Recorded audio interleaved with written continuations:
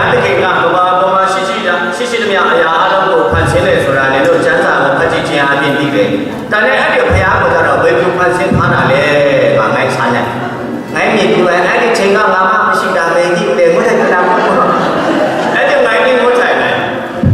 ကျွန်တော်တို့ဘုပဲယုံကြည်တဲ့ဘုရားကိုဖန်ဆင်းတဲ့ဘုရားရှိနေတယ်ဆိုလို့ရှိရင်ဒီဘုရားကိုဘုပဲမနေဘဲနဲ့ဖန်ဆင်းတဲ့ဘုရားကိုဘုပဲမှာပါ။ဒီဘုရားကိုလည်းဖန်ဆင်းတဲ့ဘုရားတကာရှိနေတယ်ဆိုလို့ရှိရင်ဖန်ဆင်းတဲ့ဘုရားကိုလည်းဘုပဲမှာပါ။ကျွန်တော်တို့ဘုပဲယုံကြည်တဲ့ဘုရားကလည်းလို့တခြားဘုရားမရှိတဲ့အတွက်ကြောင့်မလို့ကျွန်တော်တို့ကဖန်ဆင်းသဆိုပြီးတော့ဘုရားကိုယုံကြည်ဘုပဲခြင်းဖြစ်တယ်။ဟောကြောင့်ဩအဲ့လိုလား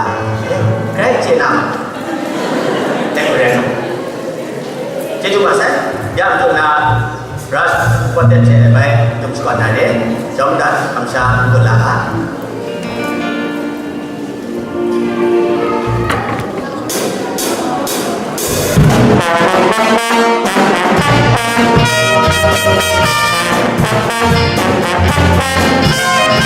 Thank you.